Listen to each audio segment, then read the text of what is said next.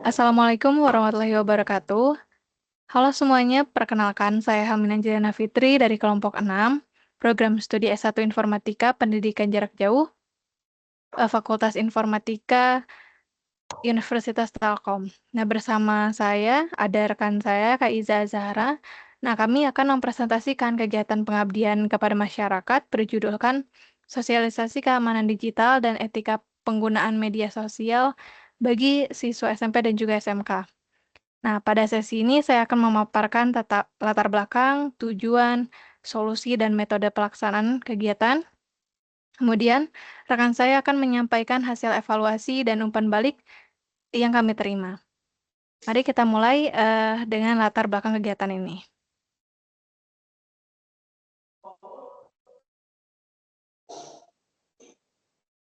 Oke, penggunaan teknologi digital dan media sosial saat ini sudah menjadi bagian yang nggak terpisahkan dari kehidupan sehari-hari siswa ya.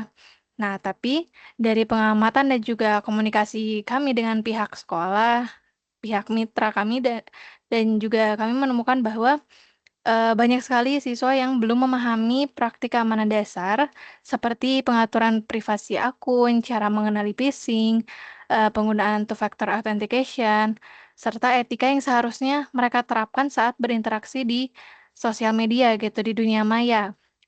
Nah, kondisi ini tuh, ngebuat siswa jadi rentan terhadap, banyak sekali resiko seperti contohnya kebocoran data pribadi, cyberbullying juga, terus, penyebaran hoaks, hingga, kerusakan reputasi digital yang dapat berdampak jangka panjang untuk, masa depannya mereka. Nah, oleh karena itu kami merancang kegiatan sosialisasi dalam bentuk webinar interaktif untuk meningkatkan literasi digital dan mendorong praktik aman di lingkungan SMK dan SMP mitra kami. Nah, selanjutnya mari kita lihat potensi pemberdayaan dari kegiatan ini. Oke, kegiatan ini memiliki potensi pemberdayaan yang sangat besar, terutama bagi, siswa SMK ataupun SMP, sebagai masyarakat sasarannya kami. Nah, dengan materi dan modul yang tepat sasaran, siswa SMK dapat berkembang menjadi agen literasi digital di lingkungan sekolah mereka, bukan hanya sebagai pengguna yang pasif, tapi sebagai sumber informasi dan juga teladan bagi teman sebayanya. Nah, potensi yang kami harapkan antara lainnya yang pertama, penguatan peran siswa sebagai agen literasi digital yang aktif di sekolah. Yang kedua, peningkatan tanggung jawab dalam penggunaan teknologi dan juga sistem pembelajaran digital. Yang ketiga, kontribusi aktif sebagai teladan dan sumber informasi tentang praktik digital yang aman. Dan yang paling penting, kegiatan ini menjadi fondasi pembentukan perilaku digital yang positif sejak dini. Karena literasi digital itu bukan hanya soal teknis aja, tapi juga tentang etika, tanggung jawab, dan juga kesadaran akan resiko di dunia maya. Jadi meskipun fokus kami di SMK ataupun SMK dan juga SMP, konsep pemberdayaan ini juga relevan untuk tingkat yang lainnya juga sebagai persiapan literasi digital yang lebih dini. Nah, lalu solusi konkret apa sih yang kami tawarkan untuk perwujudan potensi ini? Boleh next slide. Nah, untuk mengatasi permasalahan yang telah kami identifikasi, kami menawarkan solusi komprehensif dengan 5 komponen utama. Yang pertama, sosialisasi dan edukasi yang terstruktur bagi pelajar SMP maupun SMK, memberikan pemahaman dasar tentang pentingnya keamanan digital. Yang kedua, webinar interaktif sebagai solusi edukasi yang efektif, fleksibel, dan juga dapat menjangkau peserta secara luas tanpa batasan geografis. Yang ketiga, materi berbasis kasus nyata. Nah, kami juga menyampaikan materi menggunakan contoh-contoh kasus yang relevan dengan kehidupan siswa sehingga mudah untuk dipahami dan juga relatable gitu. Nah, yang keempat, pretest dan posttest itu sebagai alat evaluasi kami untuk mengukur peningkatan literasi digital peserta secara terstruktur dan juga objektif. Nah, yang kelima, penerapan praktik digital yang aman dan beretika dalam kehidupan sehari-hari. Karena tujuan akhir kami adalah behavior change, bukan sekedar transfer pengetahuan aja. Nah, kelima komponen ini itu saling terintegrasi untuk memastikan solusi kami tidak hanya informatif aja, tapi juga aplikatif dan berdampak jangka panjang. Nah, sekarang bagaimana metode pelaksanaannya secara detail? Boleh next slide. Nah, metode pelaksanaan kegiatan kami terstruktur dalam 4 tahap utama yang saling terhubung. Yang pertama, tahap persiapan. Nah, pada tahap ini kami melakukan koordinasi dengan pihak SMK Telkom Bandung, menyusun proposal kegiatan, dan juga mengembangkan materi webinar, dan membuat instrumen evaluasi berupa pretest dan juga post-test.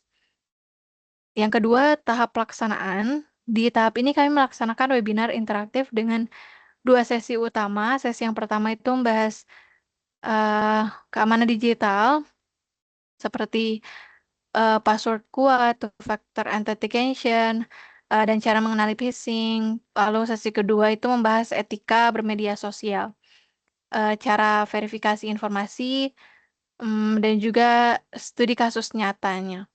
Nah, kami juga menyisipkan kuis-kuis interaktif agar peserta tetap engage ya.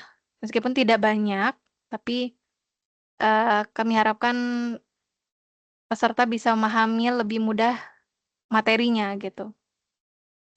Yang ketiga, tahap evaluasi. Setelah webinarnya selesai, peserta itu mengisi post-test untuk mengukur peningkatan pemahaman serta kuesioner feedback untuk evaluasi kualitas kegiatan. Yang keempat, tahap follow-up. Nah, pada tahap terakhir ini, kami menyusun laporan lengkap, menganalisis hasil pretest dan juga post-test, serta juga menyerahkan seluruh luaran berupa materi, poster digital, juga ada rekaman webinarnya kepada pihak-pihak yang bersangkutan seperti sekolah untuk digunakan sebagai badan pembinaan berkelanjutan. Nah, metode ini dirancang agar tidak hanya transfer pengetahuan, tapi juga menghasilkan dampak nyata yang terukur dan berkelanjutan. Oke, baik sampai di sini untuk bagian saya. Sekarang saya akan serahkan kepada Kak Iza Zahra untuk memaparkan hasil yang kami capai. Bagaimana peningkatan pemahaman peserta berdasarkan pretest dan juga post-test yang telah kami lakukan. Silakan Kak Iza. Baik, hasil kegiatan pengabdian masyarakat kami diukur dengan pengisian pretest dan post-test oleh siswa baik SMP maupun SMK sebagai capaian dari pemahaman materi yang disampaikan. Kami membuat 8 pertanyaan yang sama untuk pretest dan post-test. Dimulai dari pertanyaan pertama, di bawah ini mana yang bukan termasuk data pribadi yang harus dilindungi. 82,4% siswa menjawab jawaban benar yang ditandai oleh warna hijau pada bagian pretest ini. Selanjutnya, pertanyaan kedua, apa itu 2FA? 47,1% siswa menjawab benar ditandai dengan warna kuning.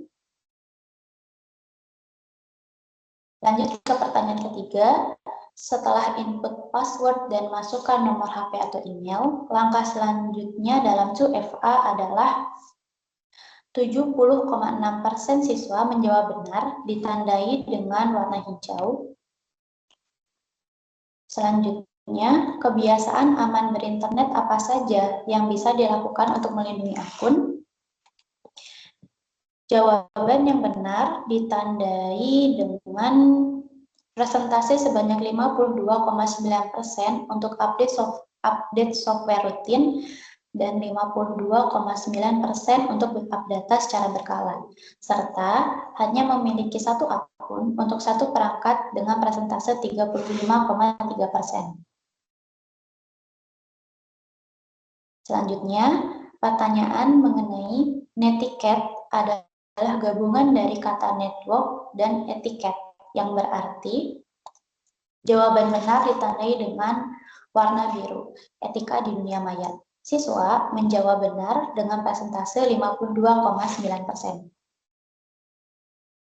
Selanjutnya, berikut ini yang termasuk tips posting aman adalah jawaban benar ditandai dengan persentase 47,1%, yaitu setting akun private, dan 70,6% yang ditandai dengan matikan location tagging. Selanjutnya, di bawah ini yang tidak termasuk jejak digital adalah jawaban benar ditandai dengan warna hijau sebanyak 70,6% siswa menjawab benar. Dan pertanyaan terakhir pada pretest yaitu di bawah ini apa saja yang tidak harus dilakukan di media sosial. Jawaban benar ditandai dengan persentase 94,1% untuk oversharing info pribadi dan 58,8% untuk download aplikasi dari sumber tidak jelas. Dari hasil evaluasi dan penelitian kami mengenai hasil pretest dan post-test yang diisi oleh siswa SMP dan SMK menunjukkan adanya peningkatan cukup signifikan di mana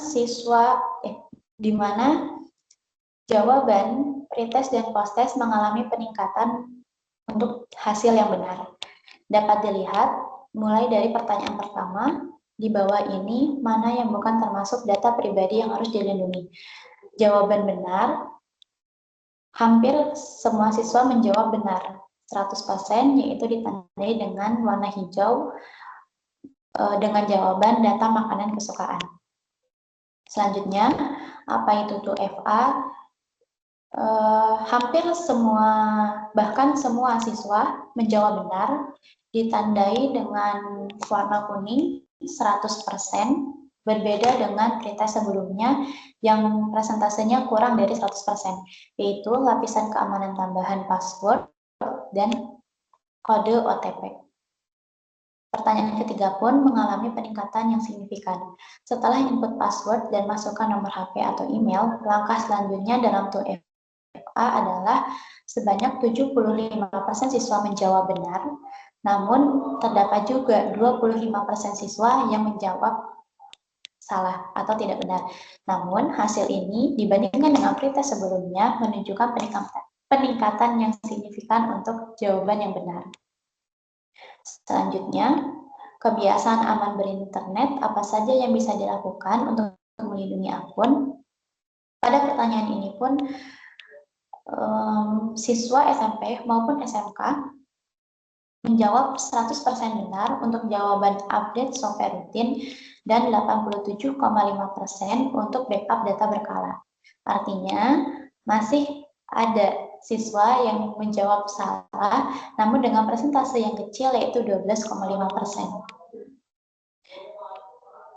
Selanjutnya, pertanyaan netiquette adalah gabungan dari kata network plus etiquette yang berarti jawaban benar ditandai dengan warna biru, yaitu etika di dunia maya.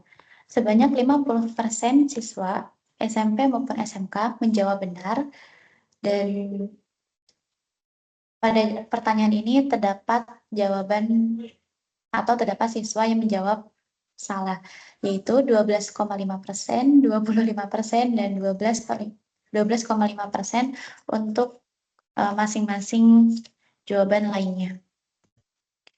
Selanjutnya, berikut ini yang termasuk tips posting aman adalah pertanyaan yang benar,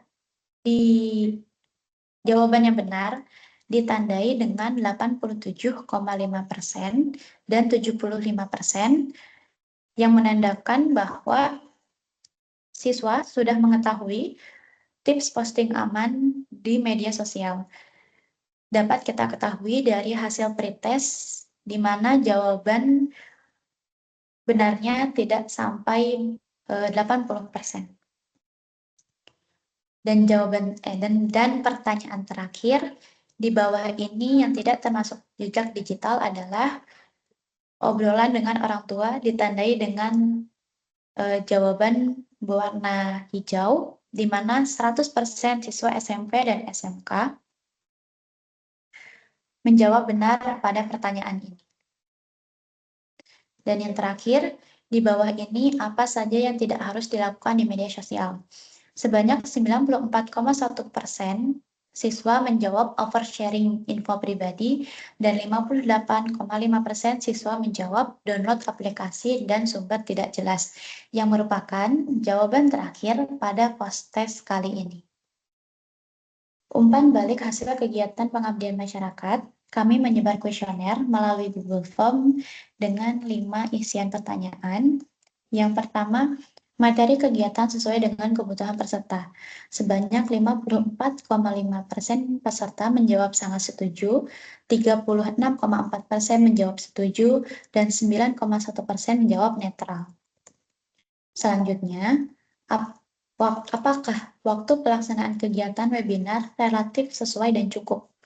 Pada pertanyaan ini pun terdapat jawaban yang beragam, yaitu 63,6% menjawab setuju, 27,3% menjawab sangat setuju, dan 9,1% menjawab netral. Dari pertanyaan mengenai waktu pelaksanaan kegiatan webinar, kami menyimpulkan bahwa waktu yang kami sediakan kemarin untuk menggelar kegiatan webinar itu sangat pas waktunya dengan masyarakat sasar, yaitu masyarakat siswa SMP dan SMK. Selanjutnya, apakah materi atau kegiatan yang disajikan jelas dan mudah dipahami? Sebanyak 54,5% peserta menjawab setuju dan 45,5% menjawab sangat setuju. Selanjutnya, panitia memberikan pelayanan yang baik selama kegiatan. Terdapat 54,5% jawaban setuju dan 45,5% menjawab sangat setuju. Selanjutnya, sebagai peserta menerima dan berharap kegiatan-kegiatan seperti ini dilanjutkan di masa yang akan datang. Terdapat jawaban setuju sebanyak 45,5%, jawaban sangat setuju sebanyak 45,5%, dan netral sebanyak 9,1%. Selanjutnya, kami tampilkan daftar hadir peserta webinar, di mana peserta webinar tidak hanya dari sekolah yang kami jadikan sebagai masyarakat sasar, tetapi juga dari umum dan kampus-kampus di berbagai daerah. Yang pertama, dari umum, jumlahnya kurang dari 2 orang. Selanjutnya, dari kampus Telkom University, peserta webinar juga kurang dari 2 orang. Dan selanjutnya, ada SMPN 2 Pamengpeuk yang memperoleh angka daftar hadir terbanyak, yaitu lebih dari 10 orang, dan SMK Telkom Bandung sebagai masyarakat sasar utama itu kurang atau bahkan peserta tidak sempat untuk mengikuti webinar yang kami sediakan. Selanjutnya kami sampaikan poster kegiatan webinar yang kami sebarkan baik kepada masyarakat umum, orang terdekat, teman kuliah,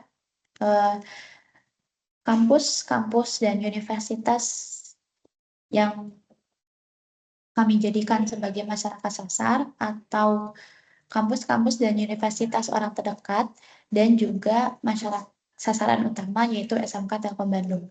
Dilaksanakan pada tanggal 12 Desember 2025 pukul 19.00 sampai 20.00. Dan selanjutnya, untuk masyarakat sasar kedua, yaitu SMPN 2 Pamengpeuk, kami berhubungan dengan Wakil Kepala Sekolah bidang kesiswaan, di mana kami diizinkan untuk langsung join dan berkoordinasi langsung dengan anak-anak melalui grup WhatsApp OSIS tahun 2025 sampai 2026. Pada saat poster dibagikan, sangat jelas terlihat bahwa peserta aktif dan sangat antusias untuk bisa mengikuti webinar yang telah kami sediakan.